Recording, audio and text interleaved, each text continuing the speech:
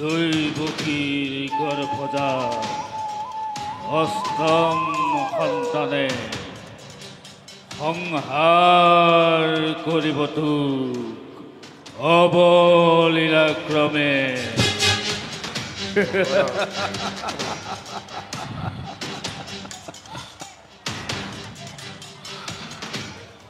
দৈবকীৰ গৰ্ভজা অষ্টম সন্তানে সংহাৰ কৰিব তোক অবলীলাক্ৰমে।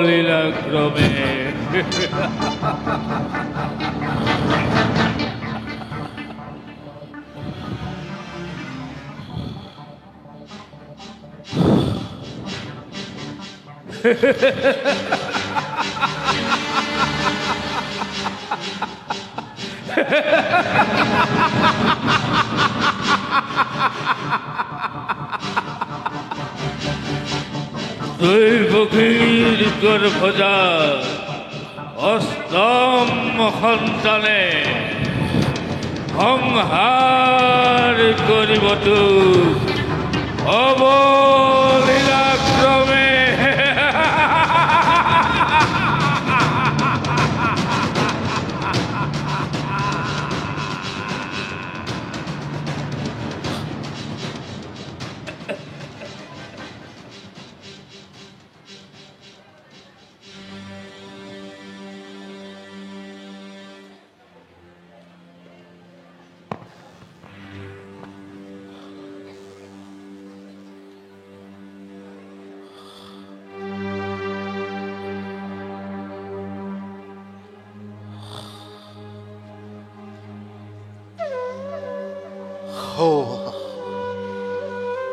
যমুনা বাঢ়ি আহিছে।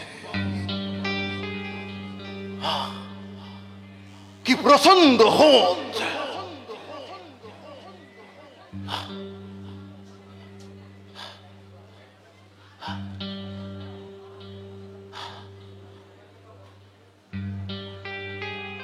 আকাশ ধূসৰ হৈ পৰিছে, একো নেদেখি।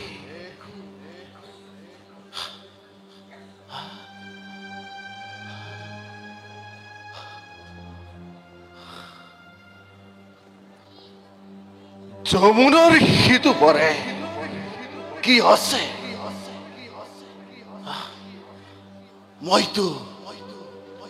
মইতো একো দেখা নাই। নাই নাই নহয়, মই দেখিছো।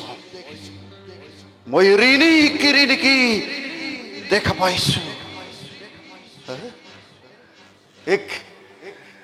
এক মনোরম উদ্যান।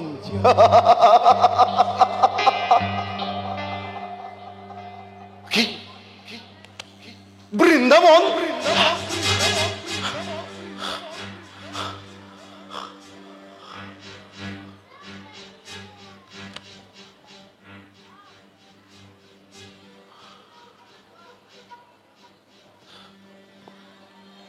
কিন্তু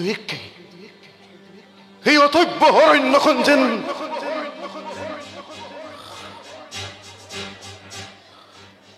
গভীর গভীর অরণ্যলৈ পৰিণত হল।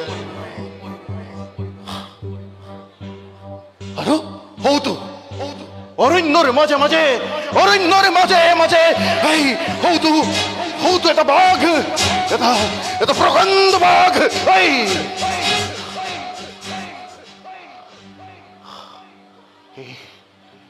ক্ষুধাৰ্ত বাঘটোৱে প্ৰবল বেগেৰে মথুৰাৰ ফালে লহৰি আহিছে। নাহিবি নাহিবি! দেখা নাই সন্মুখত উন্মাদিনী যমুনা বৈ আছে প্ৰচণ্ড গতিৰে।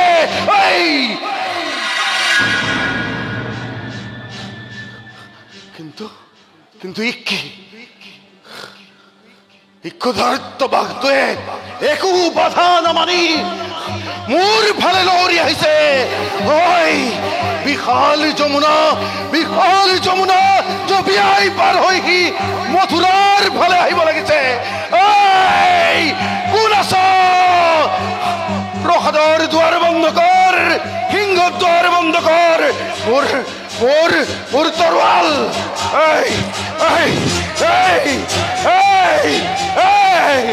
কালকেতু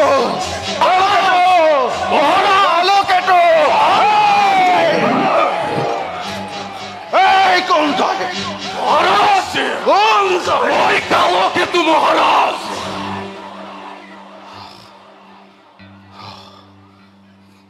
কালকেতু ওই মহাৰাজ মধুতে দুঃস্বপ্ন কালকেতু মহাৰাজ বিধকতে অবচেতন মনৰ এক ভয়াবহ সপন মাথো। মহাৰাজ কালকেতু সকলো শত্ৰু শেষ হৈ আহিছে মহাৰাজ। কিন্তু মহাৰাজ এতিয়াও বাকী আছে নন্দৰ ঘৰত গোৱালৰ ল'ৰাকেই কৃষ্ণ। মন চেষ্টা কৰিও এটা সামান্য গোপবালকক বোধ কৰিব পৰা নাই কিয় কালকেতু? মহাৰাজ মই আকৌ এবাৰ চেষ্টা কৰি চাম। অপুৰুষ এই কালকেতু জীয়াই থকালৈকে আপুনি নিশ্চিন্ত থাকক মহাৰাজ। এটা অপদাৰ্থ ৰাখাল বালক কৃষ্ণ সিও আজি আহে মথুৰাধিপতি কংসৰ লগত প্ৰতিদ্বন্দ্বিতা কৰিবলৈ।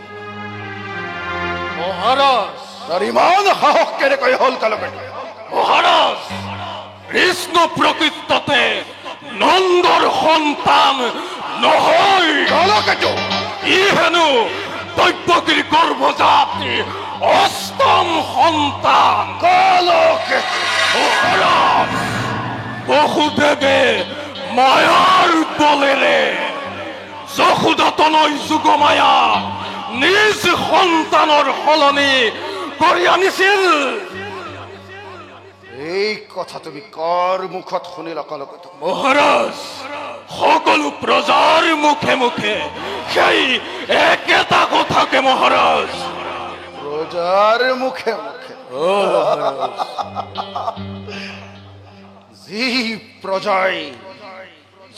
প্ৰজাই এনে অপপ্ৰচাৰ কৰি ফুৰিছে, যি প্ৰজাই ঘৰে ঘৰে মন্ত্ৰণা দিছে কংস নিধনৰ, সেই প্ৰজাৰ মুখত অগ্নি সংযোগ নকৰি সুমধুৰ বাৰ্তা তুমি কঢ়িয়াই আনিছা কংসৰ কাণলৈ।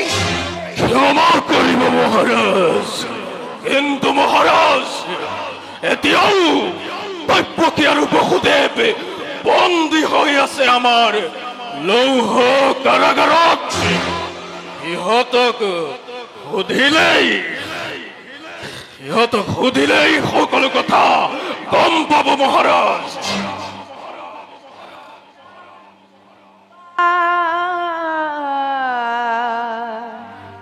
দীনবন্ধু নাৰায়ণ ও মোৰ প্ৰাণ গোপাল। দীনবন্ধু নাৰায়ণ নাৰায়ণ নাৰায়ণ নাৰায়ণ। জয় হোক কংসৰাজৰ, জয় হোক। দেৱৰ্ষি ৰাজন কংসৰ বিশ্ৰাম কক্ষত প্ৰৱেশ কৰাৰ আগতে অনুমতি লোৱাৰ আৱশ্যক নাছিল ৰাজন। দেৱৰ্ষি কাৰণ বেন বৈৰাগে নাৰদে তোমাৰ একো অনিষ্ট কৰিব নোৱাৰে। অসময়ত আগমনৰ উদ্দেশ্য নাৰায়ণ নাৰায়ণ। শুনিবলৈ পাইছো কংস গকুলত নন্দৰ গৃহত দুটি গোপালকৰে প্ৰভাৱ পৰিছে। তাতোতকৈ মাৰাত্মক কথা কি জানা কংস? সেই দুটি সন্তান বোলে নন্দৰ নহয়, দেৱঋষি সিহঁতেই হৈছে বসুদেৱ আৰু দৈৱকীৰ পুত্ৰ ৰাম আৰু কানু। সেই অষ্টম সন্তানটিকে লৈ দেৱতাসকলে ভৱিষ্যৎবাণী কৰি থৈ গৈছে। মই যদি কওঁ এইবিলাক মানুহৰ অপপ্ৰচাৰ, এই কথা ভিত্তিহীন, অবিশ্বাস্য। অবিশ্বাস নহয়, ই সত্য। সন্দেহ কৰাতনো কি ক্ষতি আছে? দেৱৰ্ষি, এই দুই হাতেৰে কত শিশুক হত্যা কৰিলা, ঘৰে ঘৰে জুই জ্বলাই। নাৰায়ণ নাৰায়ণ, তাৰ ওপৰত দুটি সংখ্যা বহাই ললা, তাত তোমাৰ ক্ষতি কি ৰাজন? অৰ্থাৎ দেৱৰ্ষি, আপুনি ভাবিছে মই সেই বিষয়ে নিশ্চেষ্ট হৈ বহি আছো? নাৰায়ণ, এই দুই গোপ বালকক বধ কৰিবলৈ কত যে কৌশল মই কৰিলো ৰচনা, কিন্তু দেৱৰ্ষি সকলোতে বিফল হল। নাৰায়ণ নাৰায়ণ, শুনা কংস, দেৱৰ্ষি, সন্ধিৰ বাঁহ বুদ্ধিৰেহে কাটিব পাৰি। অৰ্থাৎ এটা নতুন কৌশলৰ তুমি আয়োজন কৰা। ই নতুন কৌশল দেৱৰ্ষি? মথুৰাত ধনুযজ্ঞৰ আয়োজন কৰা আৰু তালৈ ৰামকৃষ্ণক নিমন্ত্ৰণ কৰা। দেৱঋষি নিমন্ত্ৰণ পালে নন্দৰাজে আপত্তি নকৰে আৰু ৰামকৃষ্ণও আহিবলৈ ইচ্ছা প্ৰকাশ কৰিব। উত্তম দেৱৰ্ষি, অতি শীঘ্ৰে মথুৰাত ধনুযজ্ঞৰ আয়োজন কৰা হ'ব। কিন্তু ধনুযজ্ঞ পাতি ৰথত কৃষ্ণক বহুৱাই আনিলেই তুমি নিষ্কণ্টক হ'ব নোৱাৰিবা। তাৰ পাছৰ কথাখিনিহে অতি গুৰুত্বপূৰ্ণ। ইমানখিনি সোঁৱৰাই দিয়াৰ প্ৰয়োজন বোধ নকৰো দেৱৰ্ষি। কংসৰ প্ৰাণবৈৰী দৈৱকীৰ গৰ্ভজাত অষ্টম সন্তানে যদি নিজেই আহি ধৰা দিয়ে কংসৰ হাতত, আপোন ভাগিন বুলি কংসই তাক স্নেহ আলিংগন নকৰে কদাপি। তোৰ পৰিৱৰ্তে দৈৱকী আৰু বসুদেৱে ভাগে ভাগে পাব উপহাৰ, এটি এটি চিহ্নশীৰ নিজ সন্তানৰ। এয়াইতো বীৰত্বৰ কথা। বাৰু কংস, তুমিও নিজৰ কৰ্তব্যত হোৱা অগ্ৰহৰ, ময়ো নিজৰ কৰ্তব্যত হওঁ অগ্ৰহৰ। নাৰায়ণ নাৰায়ণ। কালকেতু মহাৰাজ, শুনিলানে নাৰদৰ বাণী? ভাল মহাৰাজ, বসুদেৱক কাৰাগাৰৰ পৰা লৈ আহা। জীৱাজ্ঞা মহাৰাজ।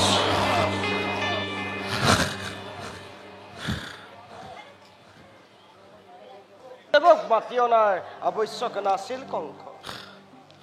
অক্ৰূৰ, ই যে এটা জ্বলন্ত সত্য।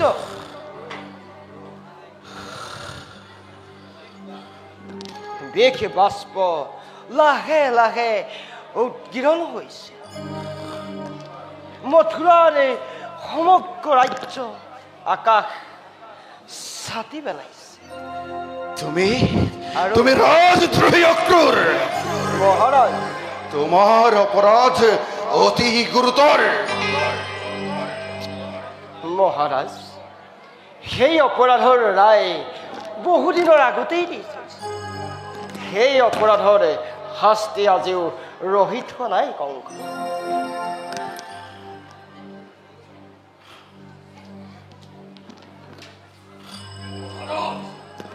হৈছে বসুদেৱ। বসুদেৱ, তোমাক মই মাত্ৰ দুটি প্ৰশ্ন কৰিম আৰু তাৰ মই সঠিক উত্তৰ বিচাৰিম। মহাৰাজন, তুমি মোৰ পৰা কি জানিব বিচাৰিছা?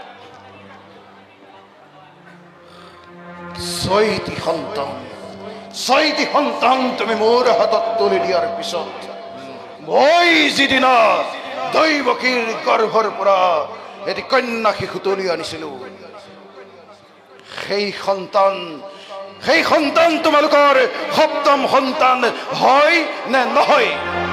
শুনা শুনা কংস, সেই সন্তান আমাৰ সপ্তম সন্তান নাছিল। এই কথা তুমি মোক জনোৱা নাছিলা কিয় বসুদেৱ? গণনাৰ ভাৰ আমাৰ ওপৰত নাছিল।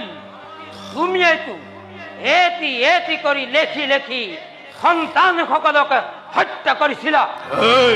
এই সন্তানেই কি কন্যা সন্তানেই আছিল বসুদেৱ? দৈৱকীৰ বুকুৰ পৰা কাঢ়ি আনি হত্যা কৰোঁতে তুমিওতো দেখা নাছিলা নেকি কংস সেয়া যে কন্যা সন্তান? মই সেই কথা সোধা নাই, মই জানিব বিচাৰিছো সেই সন্তান তোমালোকৰ হয় নে নহয়? হয়,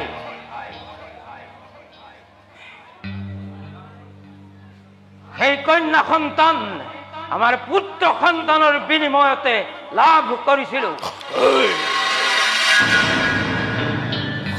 সুৰক্ষিত কাৰাগাৰৰ মাজত তুমি সেই সন্তান কেনেকৈ লাভ কৰিলা বসুদেৱ? বাহুবলী ক্ষত্ৰিয় কংসৰ হাতৰ পৰা যোগমায়া যদি পলকতে আকাশলৈ উৰা মাৰিব পাৰে, তেন্তে সেই সুৰক্ষিত কাৰাগাৰৰ ভিতৰৰ পৰা এটা সত্যজাত শিশু কিয় বাহিৰলৈ ওলাই যাব পৰাটো একো আচৰিত নহয় কংস। বিদ্ৰোহ নকৰিবা বসুদেৱ। বিদ্ৰোহ ভ্ৰুকুটি নেদেখুৱাব ৰাজন। তোমাৰ প্ৰশ্নৰ উত্তৰ দিবলৈ মই বাধ্য নহয়। বসুদেৱ, তৰে মই কওঁ শুন, দৈৱবাণী শিৰত লৈ বসুদেৱে সেইদিনা ৰাতিয়েই নিজ সন্তানক লৈ যাত্ৰা কৰিছিলে গকুলৰে যশোদাৰে কোলাৰে পৰা কন্যা সন্তানটিক লৈ বসুদেৱ পুনৰ উভতি আহিছিলে মথুৰা।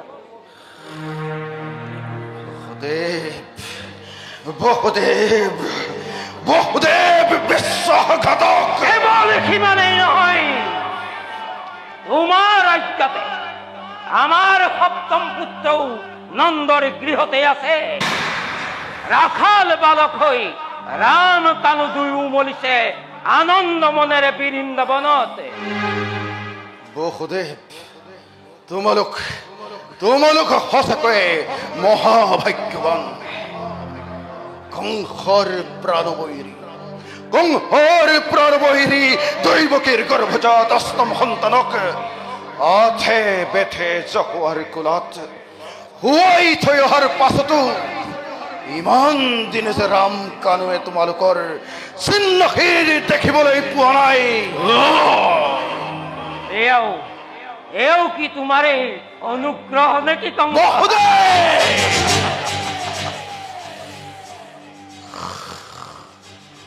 বিদ্ৰুপ নকৰিবা কংস, বিদ্ৰুপ নকৰিবা। কালকে মহাৰাজ বসুদেৱ বগাজেৰ পৰা মুক্ত কৰি দিল। মহাৰাজ বসুদেৱ, ৰজন আজিৰ পৰা তুমি মুক্ত। এয়া আকৌ তোমাৰ কিহৰ অভিনয় ৰজন? অভিনয় নহয়, শুনা, এই মুক্তিৰ অন্তৰালত থাকিব এক চৰ্ত। বসুদেৱ, ৰাম কানুক তুমি মথুৰালৈ আনি দিব লাগিব। বসুদেৱ, হহুৱালা ৰাজন, আজি বহুদিন ধৰি প্ৰাণ খুলি হাঁহিব পৰা নাই।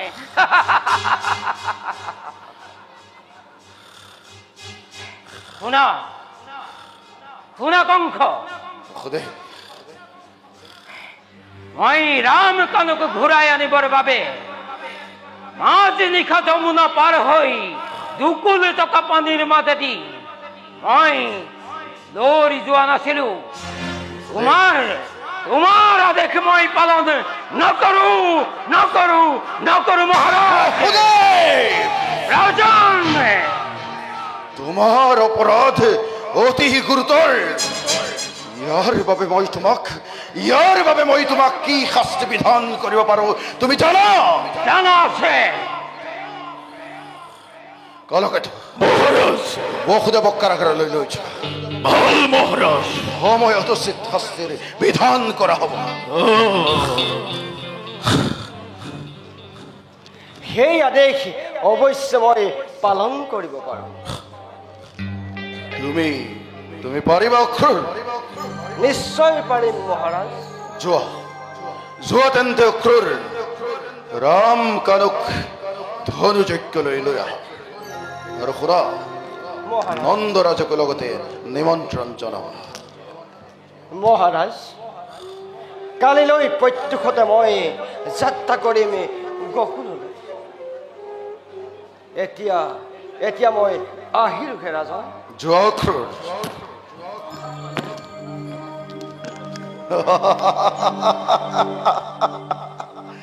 ৰাম কানু,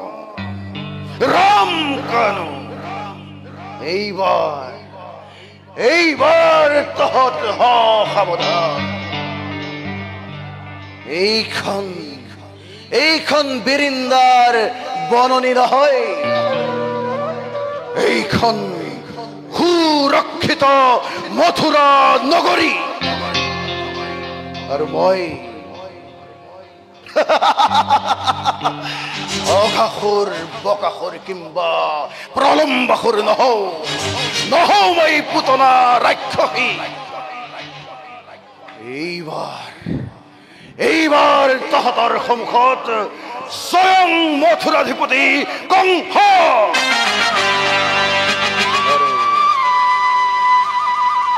সেই কংসৰ বলিশালত চেঁচাই মূৰ পাতি দিবলৈ তহঁত লাহে লাহে আহি আছ।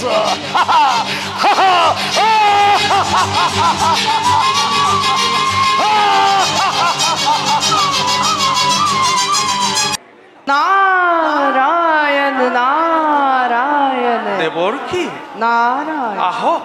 আহক দেৱৰ্ষি, আজি আমাৰ পৰম সৌভাগ্য। কেনেকৈ নন্দৰাজ? দেৱৰ্ষি, স্বৰ্গৰ দেৱতা আহি মৰ্ত্যত ভৰি দিছেহি। ইয়াতকৈ সৌভাগ্যৰ কাৰণ কিবা আছে জানো দেৱৰ্ষি? ৰাণী, মৰ্ত্যত যে তুমি স্বৰ্গ বুলিছা, কিয় নন্দৰাজ? নাই দেৱৰ্ষি, ইমানকৈ বহাই নকব। ইমানখিনি শক্তিয়েই নন্দৰাজৰ নাই দেৱৰ্ষি। প্ৰণাম দেৱৰ্ষি। প্ৰণাম মহাৰাণী। বাৰু ৰাজন, ইমান পৰে তুমি কি চিন্তা কৰি আছিলা? দেৱৰ্ষি, ৰাম কানুৰ কথাকে ভাবি আছিলো।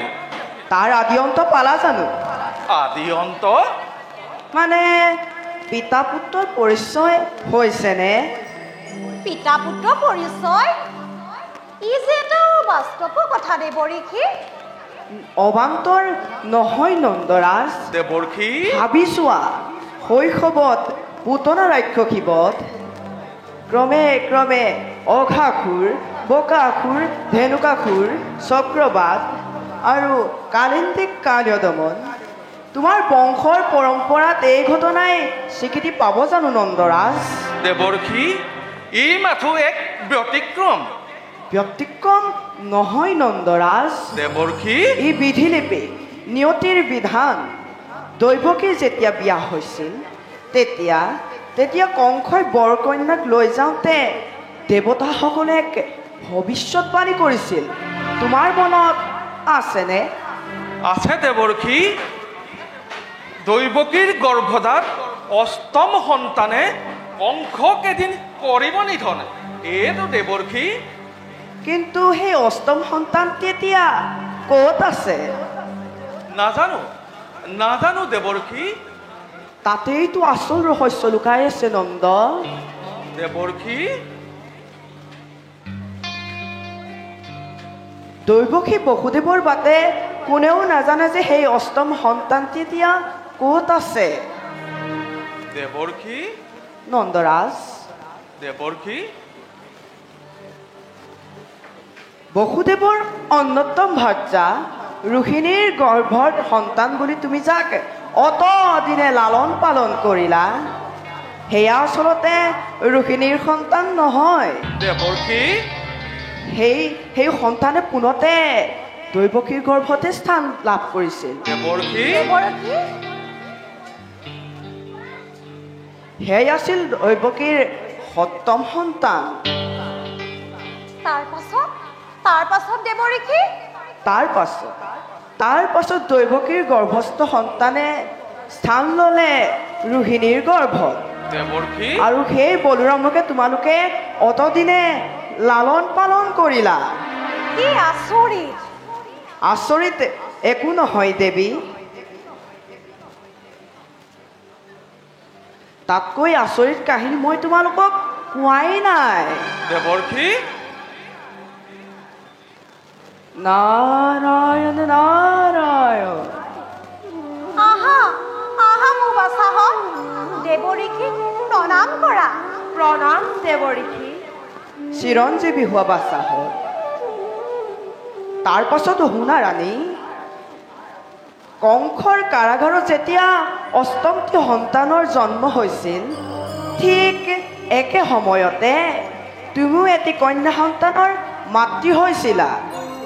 সেই কথা কোনেও নাজানে, আনকি তুমিও তেতিয়া সংজ্ঞাহীন। কিন্তু বাৰু শুনি যোৱা ৰাণী, তোমাৰ কন্যা যোগমায়াক বসুদেৱে লৈ পিনি লৌহ কাৰাগাৰলৈ গুচি গ'ল। দেৱৰ্ষি নন্দৰা তাৰ মানে মোৰ কন্যা যোগমায়াক তুলি দিলে কংসৰ হাতত। যোগ্য নহবা নন্দৰাজ, দেৱৰ্ষি যোগময়া তোমাৰ সন্তান নাছিল। তেওঁ য'ৰ পৰা আহিছিল তালৈকৈ উলটি গ'ল। আৰু কংসৰ কি শক্তি আছে যে যোগমায়াক বধ কৰিব পাৰে? দেৱৰ্ষি দুটি সহোদৰ ককাই ৰাম আৰু কানু, তোমালোকৰ পিতামাতা এতিয়াও কংসৰ লৌহ কাৰাগাৰত আবদ্ধ। দৈৱকীয়ে মাত্ৰ গৰ্ভতে স্থান দিলে। আচলতে তোমালোকৰ আচল পিতৃ হৈছে এয়া নন্দৰাজ আৰু যশোদা। কওক দেৱৰ্ষি, কংসৰ কাৰাগাৰৰ পৰা আমাৰ পিতৃ মাতৃক আমি কেনেদৰে উদ্ধাৰ কৰিম? নাৰায়ণ নাৰায়ণ। উপায় দাতাক আকৌ আমিহে উপায় দিব লাগে। সেই শুভ মুহূৰ্ত সমাগত, আৰু তুমি নিষ্কৰ্তব্যত হোৱা অগ্ৰহৰ, ময়ো যাওঁ নিষ্কৰ্তব্যত হওঁ অগ্ৰহৰ। নাৰায়ণ নাৰায়ণ। আই মাত বাচা। আই বুলি আকৌ এবাৰ মাত। আই তুই আই সম্বোধনে মোলৈ কঢ়িয়াই আন সৰগৰ সমীয়া মাধুৰী। বাছা